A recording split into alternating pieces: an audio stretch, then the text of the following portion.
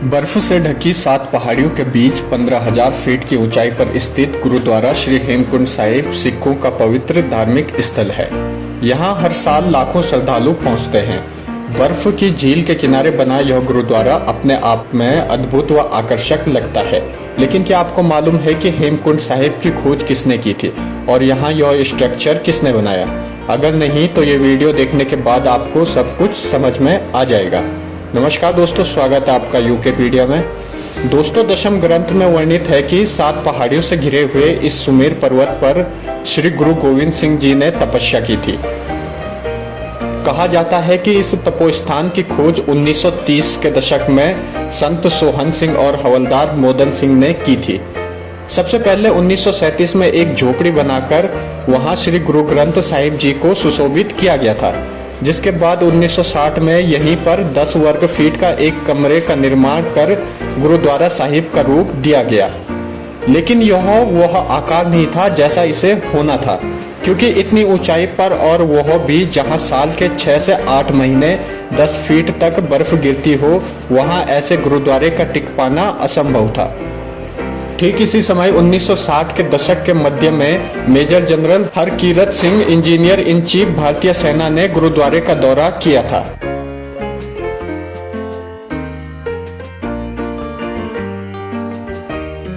इस दौरान उन्होंने हेमकुंड साहिब में गुरुद्वारा निर्माण का जिम्मा लिया और यहाँ एक अद्भुत गुरुद्वारा बनाने का सपना देख लिया।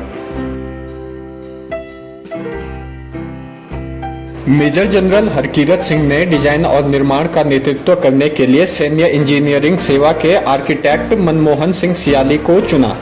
इसके बाद सियाली ने हेमकुंड साहिब की वार्षिक यात्रा की और यहाँ जटिल निर्माण का मॉडल तैयार करने की कोशिश की। कई मॉडल बनाए गए, लेकिन कोई भी यहाँ की भौगोलिक परिस्थिति को देखते हुए सटीक बैठता हुआ नजर नहीं आया,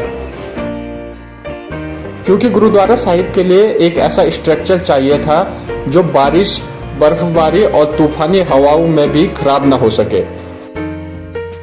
इसी को लेकर देश के आर्किटेक्चरों व सर्वेयरों ने इस दुर्गम स्थान का कई बार दौरा किया। वक्त था 1967 का। आर्किटेक्ट मनमोहन सिंह सियाली ने सहयोगियों की मदद से गुरुद्वारा स्ट्रक्चर का डिजाइन इस तरह तैयार किया जिससे इस पर बर्फीली जलवायु का कोई भी असर न हो। कई साल इसकी रूपरेखा तैयार करने में लग गए। इसके बाद स्ट्रक्चर निर्माण का काम दिल्ली के एक ठेकेदार को सौंपा गया,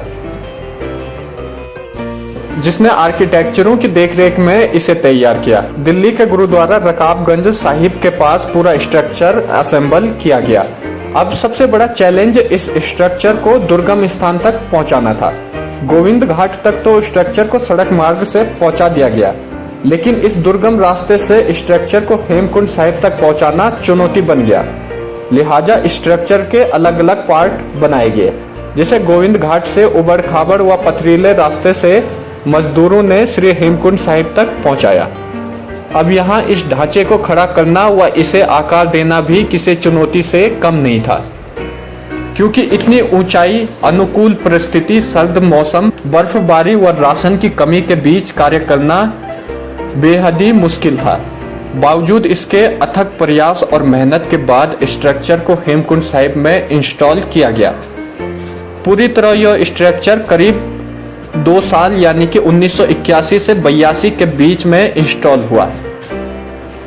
आर्किटेक्ट मनमोहन सिंह सियाली, सीपी घोष, के पटेल, मेजर जनरल हकीकत सिंह, साहिब सिंह, गुरशरण सिंह समेत कई अन्य लोगों ने इस दुर्गम स्थान पर स्टील का पक्का स्ट्रक्चर बनाने में योगदान दिया था। यह अद्वितीय डिजाइन और निर्माण चमत्कार के रूप में आज भी प्रशंसित है, जो आज भी शान के साथ यहाँ स्थित है। तो ये थी 4,632 मीटर की ऊंचाई पर बर्फीली झील व 7 पहाड़ों के बीच स्थित हेमकुंड साहिब गुरुद्वारे के निर्माण की कहानी। वैसे इस क्षेत्र का जिक्र रामायण काल से भी किया जाता है। कहा जाता है कि यहाँ पर भगवान राम के छोटे भाई लक्ष्मण ने मंदिर का निर्माण करवाया था। कहानी हेमकुंड साहिब के रामायण काल की भी आपको बताएंगे, लेकिन अगले एपिसोड में। तब तक जुड़े रहें यूकेपीडिया के साथ।